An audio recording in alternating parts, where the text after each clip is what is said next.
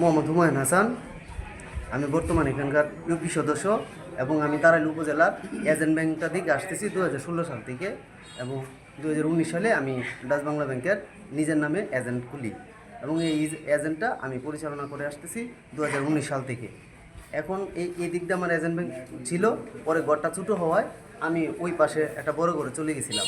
পরবর্তী সময়ে আমি বিলকিস সেক্টরের কাছ থেকে চুক্তিপত্রের মাধ্যমে এই জায়গা কিনে এই এজেন্ট ব্যাংক ঘরটা ব্যাংকে পরে আবার বড় করি।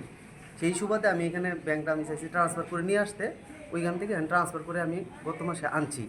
আইনের কাজকর্ম চলছিল, হঠাৎ করে গত 5 তারিখে দুপুরবেলা আনুমানিক 12টার দিকে প্রচণ্ড বৃষ্টির মধ্যে আমার এই ঘরের শাটার ভেঙে, তালা ভেঙে, আমার এখানে যে মালামাল ছিল, পানি সেবা, যে ব্যাংকিং পরিচালনার যত ডকুমেন্ট ছিল সব ভেঙে চুরে লুটপাট করে নিয়ে গেছে।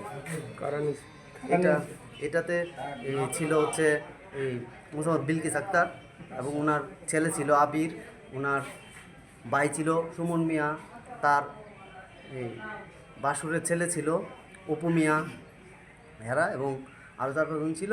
এখানে আলিমুদ্দিন নামে একজন মুরব্বী এখানে থেকে, এবং উনি ওইখানে ছিল, ওরা থেকে এই কাজটা